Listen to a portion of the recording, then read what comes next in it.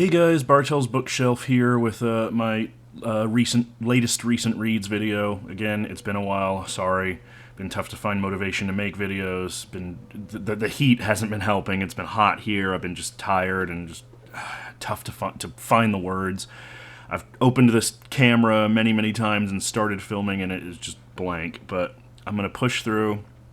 I apologize if this is even more rambly and off the cuff than usual, but.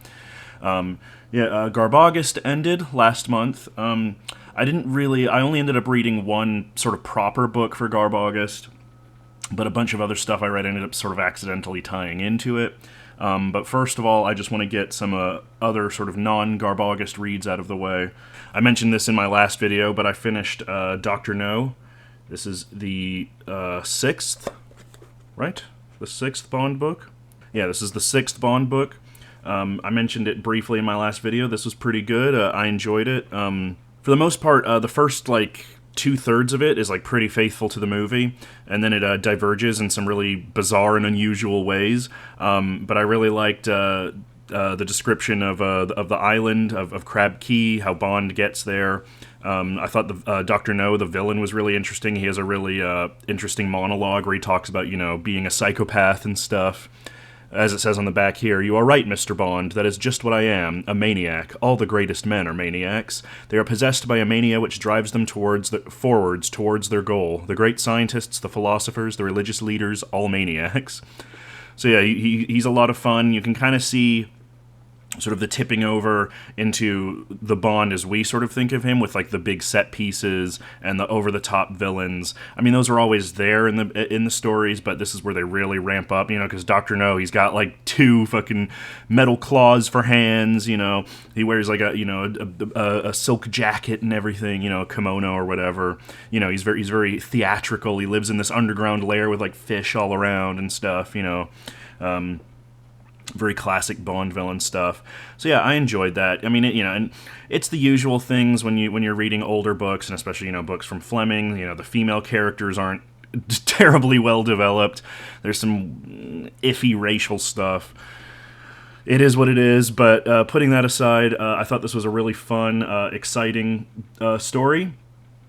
The action set pieces are really well done, and I really enjoy how he writes Bond's sort of process of thinking, and the way of how he goes about things. He's very intelligent and sort of sneaky, and the whole last third of this book, the climax and everything, is really exciting and well done. I don't want to spoil too much, except I will say that Bond fights a giant squid, which is pretty awesome.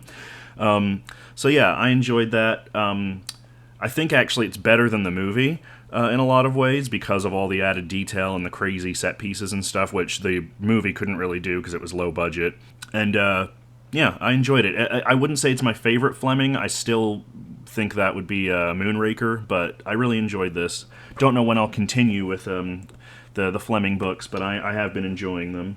Next I have this middle grade children's book, Always October, by Bruce Coville. Bruce Coville was a really big, or is, he's still writing, but I remember him in the 90s, with books like, The Monster's Ring, or his short story collections like Book of Spine Chillers and stuff like that. I remember reading those in school. He's had a bunch of series. He was never my favorite, but I always thought it was interesting because he tended to write about a lot of stuff that interested me, like, werewolves and shapeshifters and that kind of thing. And this is no different. This is a more recent book from 2012 about a boy who has this baby left on his family's doorstep, and they take him in. His mom is enamored with him. They call him LD, which is a little dumpling. And they learn that LD is actually part monster. In the light of the full moon, he turns into this furry green creature, and there's other monsters from this place called Always October that the main character's Jake's grandfather wrote about in books and stuff. And so they have to go to Always October to try and stop the monsters who have kidnapped Little Dumpling and stuff. And it's your very basic sort of a hero's journey stuff. He's accompanied by his friend named Lily, who's sort of weird Lily. She's sort of a proto goth girl, who's into graveyards and horror movies and stuff like that. This was decent. Nothing really special, I thought. It really is just kind of your standard, kids go to this like fantastical world where they have to, stop some great evil. There wasn't a whole lot unique about it in that respect, but it wasn't terrible. The main thing that sort of like put me off in a lot of ways was that there's an overemphasis on like bodily humor, like fart jokes and stuff, which I don't necessarily have anything against, and I get kids like that sort of stuff. But in the case of this book, it just felt more sort of like arbitrary, like oh, kids like farts, so we're gonna put fart jokes in, and it just felt a little bit like hackneyed. And it's sort of the vibe of like a Neil Gaiman or like a Alice in Wonderland kind of thing, but not nearly as good. But it was okay. I didn't hate it. And as I say, there's some stuff about monsters and people transforming into monsters and stuff that I always enjoy. It wasn't really followed up on in a way that I found very satisfying, but whatever. So yeah, this was all right. I don't know if I'll read more Bruce Coville unless just for nostalgia's sake. I might read one of his he has that series about like my teachers becoming aliens or whatever. Maybe I'll read those. I don't know. Maybe I'll read some of the short stories. We'll see. Yeah, this was decent. And then just recently, I finished this, Redwall by Brian Jacques. I've actually read this before when I was like 10 years old, but Laura and Nakia wanted to do it for a buddy read, so we all read it together. Yeah, I really enjoyed it. I remembered, it was interesting coming back to this as an adult and sort of seeing all the stuff that I remembered about it, kind of seeing how it held up. The main thing that I came away with is, at least in this first book, I love the overall like feel of it. It's that very, again, I'm always talking about this. It's that sort of pastoral English vibe. Lots of stuff about nature and architecture, churches and that type of thing, forests and meadows, and the inhabitants of Redwall Abbey, where the book takes place. They're always having, food and, different kind of feasts and things. And Brian Jacques describes everything in very lush detail. All of that I really, really liked. The main thing for me was that the actual characters and the dialogue was like really simplistic, like to the point where like it felt like a Saturday morning cartoon at times, which is ironic because it became a Saturday morning cartoon in the late 90s, early 2000s, which I haven't seen. I've just seen clips, but I might watch the first season after this, now that I've reread the book and everything. So yeah, like the main character Matthias, he's this monk mouse at this place called Redwall Abbey that is under attack by this evil rat named Clooney the Scourge. He's pretty cool. He has like an eye patch and like a barbed tail, with like a poison tip at the end and stuff. And he basically, goes from being this meek little sort of church mouse to being, this big hero. Typical hero's journey stuff. And it was all fine. Like it all sort of made sense. It followed a logical path. The thing for me was that all of the good characters are like 100% good. They're all very like generic, sort of helpful, good upright people.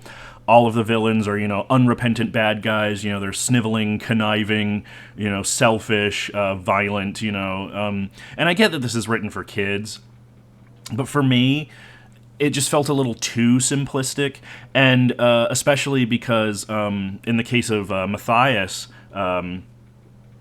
His character arc just kind of comes out of nowhere. Like, he starts out being, as this very awkward, quiet, sort of clumsy, monk mouse. And then the second, shit hits the fan and things start taking off, he's immediately, like, in hero mode. Like, he never really, like, has any moments of, like, doubt or struggle or anything. Well, not struggle, but you know what I mean. Like, there's no real sense of character progression of growing into the heroic person that he's meant to be. He's just kind of there from the jump, and that was a little frustrating to me. I thought that there could have been more done with that. And as I say, the dialogue is very, very straightforward and simplistic. People just kind of say what they mean and what they're feeling at all times, and kind of over-explain things. And I wonder if part of that is because this was written for children.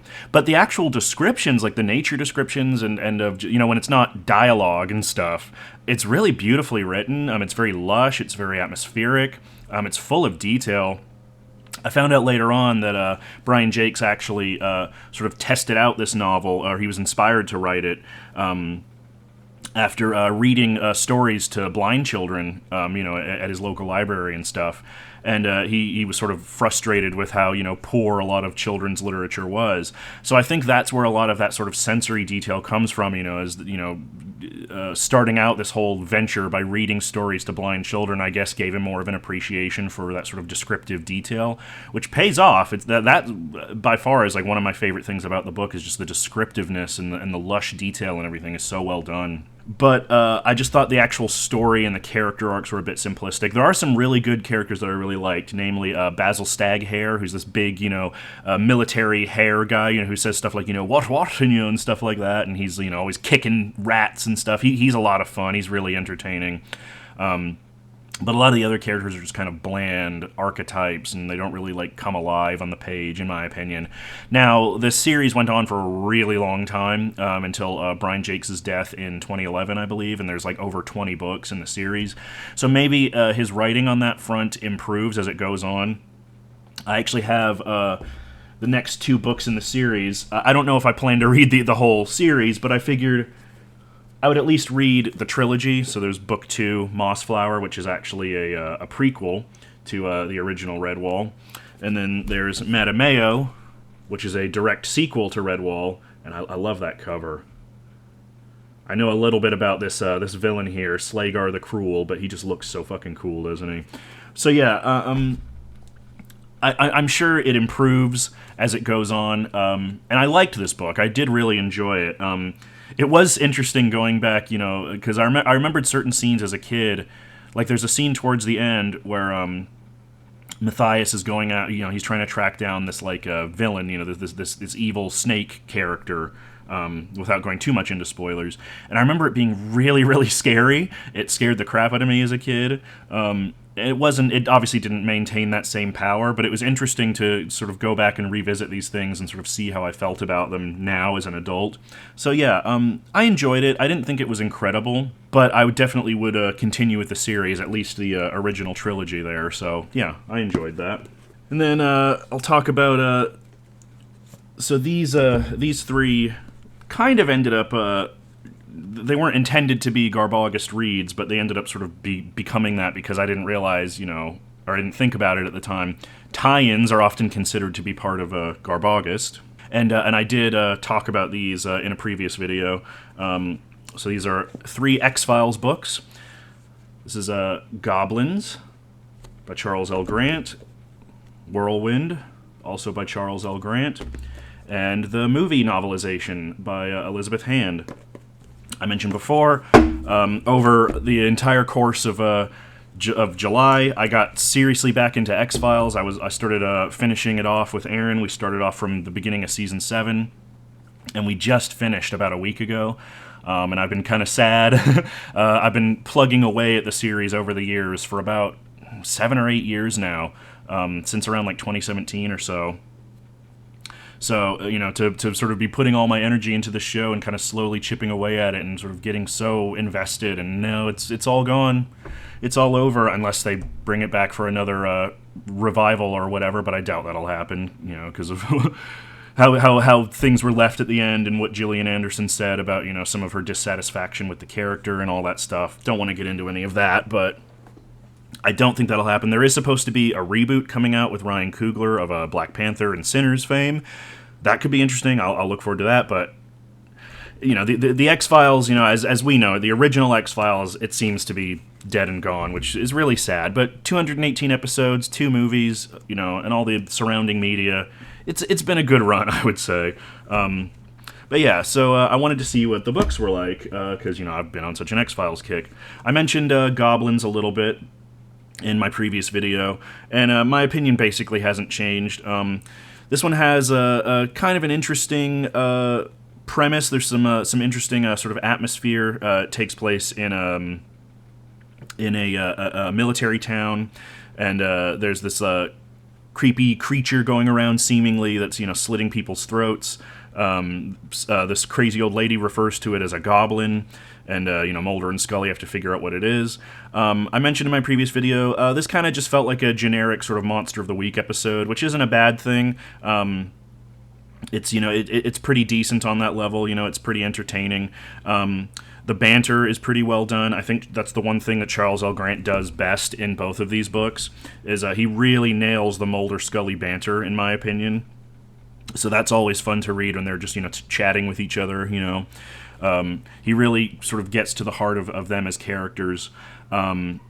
This one, I felt like the monster, the ultimate, like, reveal of the monster, of, like, what it was and what was going on and stuff, wasn't super interesting. And because this was written so early in the show's run, I feel like, a lot of the tropes and stuff hadn't been established, so maybe it was a little bit more novel. But even then, it was just kind of like, oh, I've seen this before, But it was decent.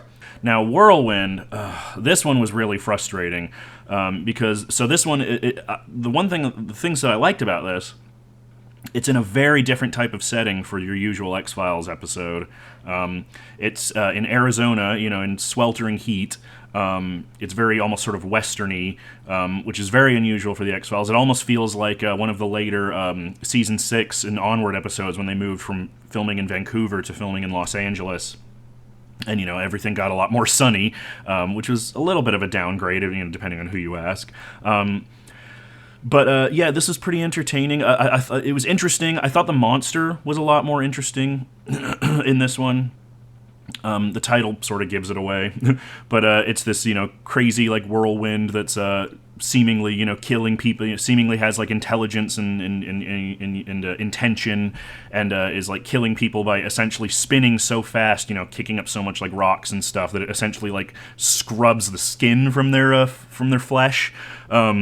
So there's a lot of, like, really surprisingly gory death scenes that are a lot of fun to read. Way out. I mean, the show could be gory at times, but nothing like this. Like, there's one particular death scene where it describes, like, the wind taking off someone's skin in detail, and it's brutal. Like, that was a real shock, especially from a writer like Charles L. Grant, who is mostly known for his, like, quiet horror, which doesn't really have, focus on things like, loud set pieces and violence and stuff. So it was interesting.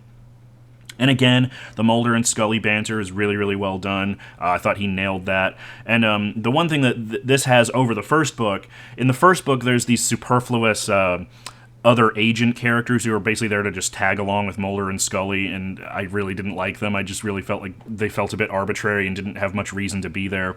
This is all Mulder and Scully. Although I will say, he does focus a lot on ancillary characters, which he also did in the first book. Sort of a James Herbert kind of thing, where you get little vignettes of characters before, like, something bad happens to them, or, you get, like, little perspectives from, like, different sort of players in the drama of the episode. I didn't find any of these that interesting, and especially in the case of one of them, like, there's one character who is literally only there for 2 scenes and has no direct connection to the plot other than his car gets attacked by the whirlwind, and that was just a little kind of I could kind of tell a lot of these were written very, very quickly. He was definitely a fan of the show. Like it feels like, he was writing from a place of, of enjoying the show and of wanting to tell these stories. But I feel like he had probably had some pretty strict deadlines, because there's especially in this book, there's quite a lot of editing mistakes and spelling, typos and things like that. But it was okay. The parts of it were okay.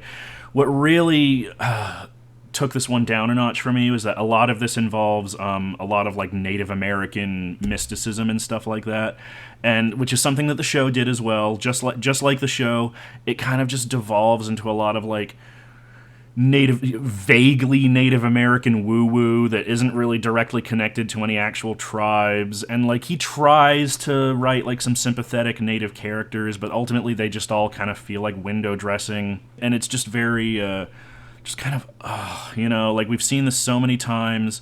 For some reason, I don't know why, Chris Carter was obsessed with, like, Native American mysticism. He always, like, had, trying to tie in like Native American like beliefs and stuff into, you know, the mythology, like in you know, the season 7 opener and that type of thing, you know, and or, you know, even in like standalone episodes like the werewolf episode Shapes and stuff like that. He always had like, you know, he was obsessed with like Native American mysticism. I don't know why, but it was that sort of 90s Native American sort of like dealing, you know, where it was like kind of trying to address some of sort of the sins of the past without really giving the native characters a lot of like emotional weight and agency and sort of depth.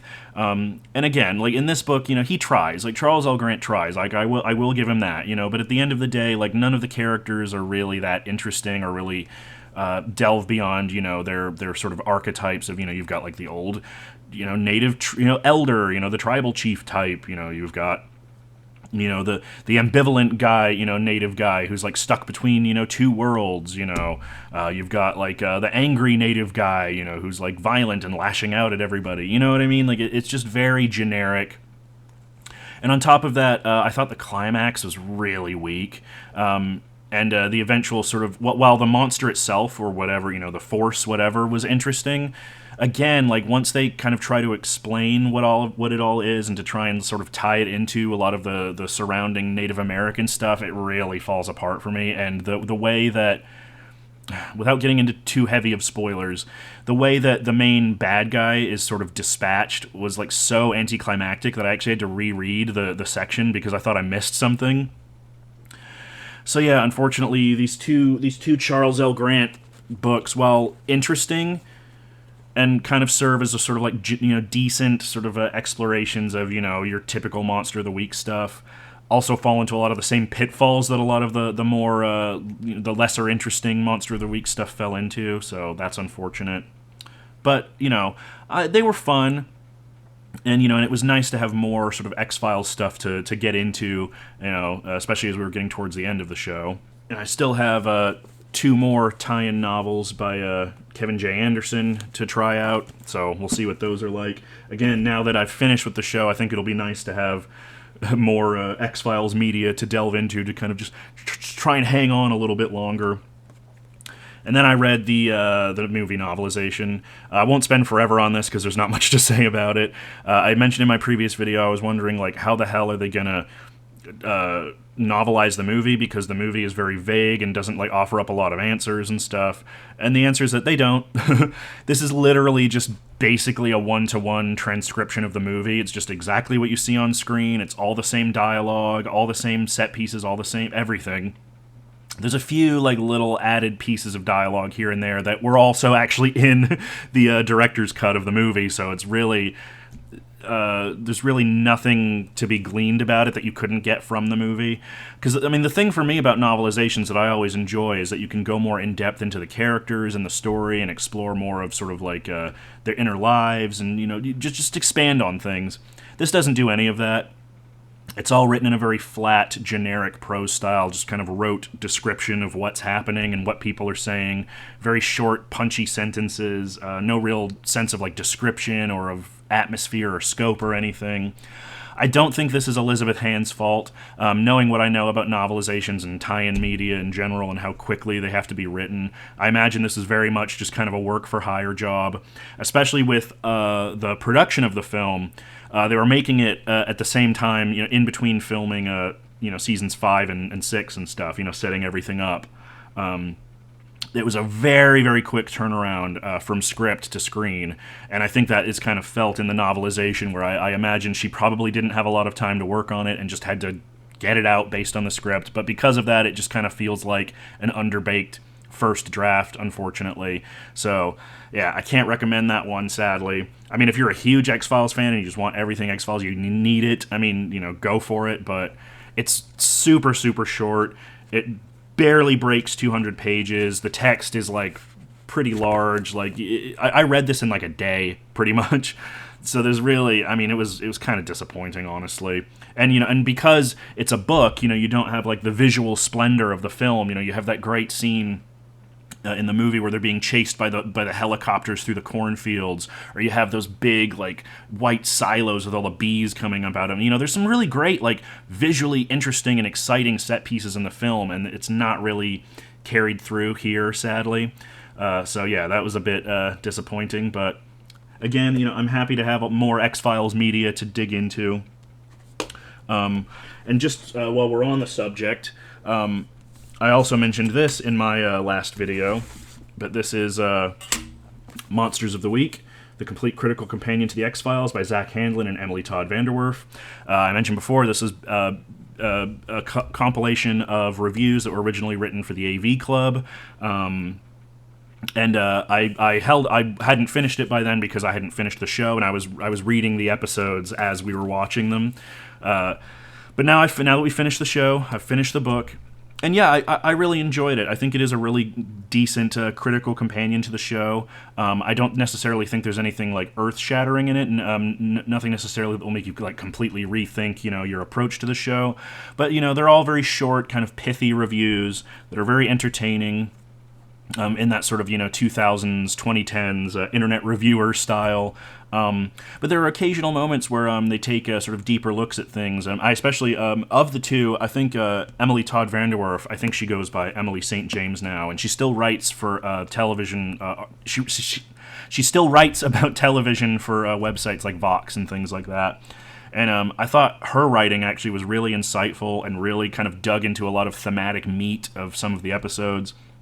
Especially, she's a huge Darren Morgan fan. Darren Morgan, who wrote classic episodes like Clyde Bruckman's Final Repose.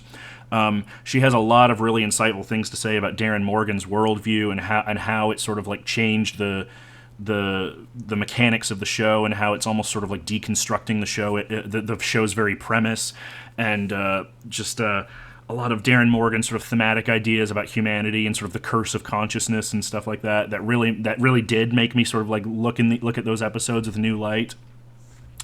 So, and there's a few times where they defend some episodes that were kind of like maybe looked down upon, or that were maybe sort of underrated. That got me to sort of rewatch them and sort of appreciate them from different angles and stuff. So yeah, and there's some stuff in there about sort of the cultural impact of the X-Files and stuff. And again, just the presentation is so good. I just love that cover art. So yeah, I mean, if you're a fan of the show and you're kind of doing your own rewatch, I think it's fun to sort of read through some of these, like I did, episode by episode, and just kind of have this little companion, as you enjoy the show. Or if you haven't seen the show in a while and you want to kind of refresh your memory and maybe find some episodes to go back and sort of reevaluate, or maybe some ones you missed out on, I think it's a fun read. I did compare some of the essays with the original ones that were written on the AV Club, and I think there's like good and bad. This book obviously is written in a much more formal style. By and large, the content of the reviews are the same, although compared to the online versions, I did like that they had more sort of an informal style, and they had lots of sort of stray observations that I thought were really funny and stuff like that. So it really just depends on what you prefer. But I think if you're just looking for a fun critical companion for the show to read, I would recommend that. So yeah, that was sort of the end of my X-Files kick for now. And then I decided to, I had to read. I realized sort of halfway through that I was like, oh fuck, it's GarbAugust. I should set something aside for GarbAugust. I've been struggling with a bit of a reading slump for ages now.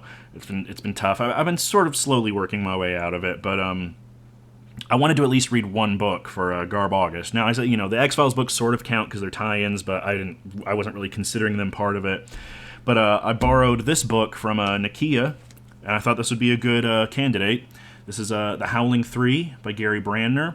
Obviously, the original Howling was the basis for the classic 1981 film, directed by Joe Dante. I love that movie. It's a classic, 1981 was the year for werewolf movies. You had The Howling and you had American Werewolf, in the same year. I mean, that's crazy. I haven't actually read the original Howling, but you don't really need to be familiar with it to read this book. This is kind of a soft reboot, from what I understand, in that, there's a little bit of reference to some of the previous events of the book, but all you really need to know is there's a town full of werewolves called Drago, and there was a big fire there, that happened, and all the werewolves were smoked out, which is what happened in the previous two books. In this book, this focuses on the child of the leader of the werewolf pack of Drago, named Malcolm. And so the book sort of just follows his story as, he's a young werewolf sort of learning about himself and where he comes from and his powers and everything.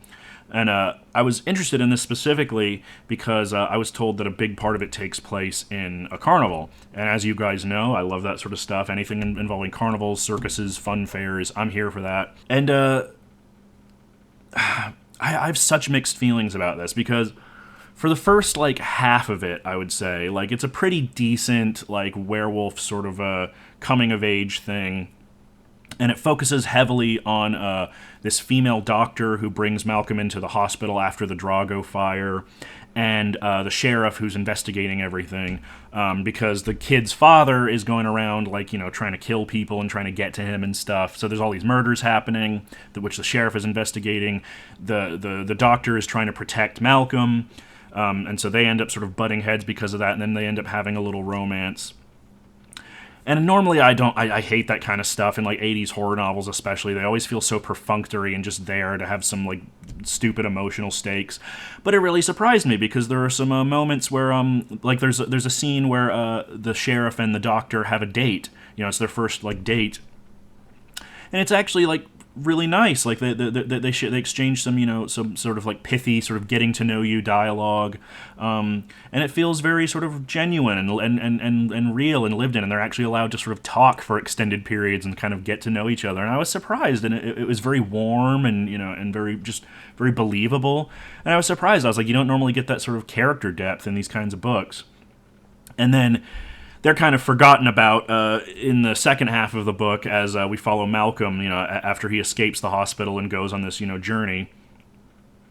And the thing that was so frustrating about it was that I was here for Malcolm. Like, I love stories about young werewolves trying to figure themselves out, you know, learn their place in the world. So much of it is just glossed over. Like, it mentions him running away to the streets of San Francisco to, you know, live on the streets and kind of, like, you know, learn to survive and, you know, figuring out his powers and stuff. And that's all glossed over in, like a few pages.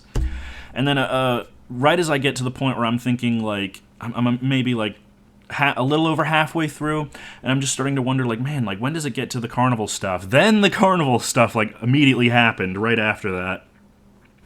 And then I'm sucked back in again, you know. I'm like, oh, okay, because the carnival stuff is, like, really detailed and it's well written. I don't know if any of the stuff about, like, carny life is necessarily, like, accurate or anything, but it feels sincere. And I really liked that. You know, it's your typical thing where, you know, he gets discovered by a carny, his werewolf powers get discovered by a carny, and they decide to make a show out of it. And I thought they were going to do your typical, like, Elephant Man or, like, Pinocchio kind of thing, you know, where the carnival barker's an evil Stromboli type who just wants to exploit the werewolf kid. But no, they actually have this really sweet, genuine relationship, and it's a very, like, you know, pure, just very innocent, very warm friendship. Like, they genuinely care about each other, and there's a real sense of, like, the warmth and the camaraderie that arises among, you know, carnival folk, and I thought that was really sweet and interesting. And then, I don't want to spoil anything, but the ending happens. There's a bunch of different plots going on in this book, a lot of different characters, and you never really grab on any one, aside from Malcolm, kind of. But even then, like, he's kind of he's a bit of a cipher, because he's sort of the MacGuffin that everybody is trying to get to. You know, there's, like, this evil doctor who wants to experiment on him. There's the carnival barker who's his friend. In the beginning of the book, there's this burly, like, woodsman guy who takes him in. There's the doctor and there's the female doctor and the sheriff. You know, there's all these people who want to get to him for various reasons, and that kind of leaves him, the actual guy, just kind of being a cipher, sort of not really having any kind of personality of his own. We never really get to know him as a character, but, you know, he goes through a lot, and I cared about him. And then the last, like, quarter of the book just kind of, like, sidelines him, and then a bunch of characters who were disappeared for a large swaths of the novel come back out of nowhere, and it felt like the author was just desperately trying to tie all these, like, plot threads together, and it just felt very rushed and unsatisfying, and I hated the ending. I don't want to spoil anything, but the ending is so abrupt and so, like, frustrating that, again, like, I had to sort of reread it to make sure, like, wait, what? Like, did I miss something? Like that's it, you know? So yeah, I don't know. I have very mixed feelings about it. It was very up and down. You know, just much like the book. You know, the book itself is very up and down. You know, it's kind of, there's a bunch of disparate plot lines and characters. You know, stories all over the place. You know, it focuses in on some things that I don't understand why they focused in on, and then it leaves like 2 or 3 pages to like stuff that I really wanted more of. You know. So yeah, I don't know. Definitely fit for GarbAugust, I think. You know, 80s horror paperback. What's more trashy than that? I just wish it was more. I wish it went more in either direction. I wish it's not so trashy that it's fun, and it's not so like rising above it all that it's like a hidden gem. You know what I mean? It's just kind of very mediocre, and that was so frustrating because there was a lot of stuff that I really liked about it.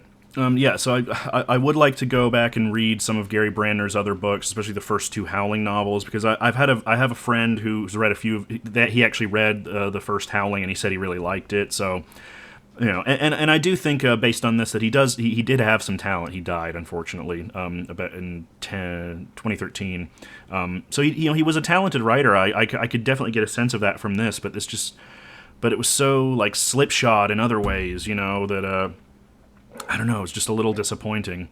But, you know, I think it was a good read for GarbAugust, and I enjoyed my time with it. You know, like, I wasn't, like, angry that I read it at the end, aside from the ending pissing me off, but that's a whole other story. But, yeah, so, that's everything that I read. Beginning of spooky season, forgot to bring that up, yeah. September's here, that means, you know, we're getting spooky. I've got a few things that I've set aside and I've started already for a spooky season, so hopefully I'll be talking more about that soon. But until then, yeah, just talk to me. Have you read any of these? Would you recommend anything based on what I've talked about? You know, do you have any experience with the X-Files novels or anything like that? Talk to me. I love this stuff. So yeah, until then, I'll see you guys next time. Bye.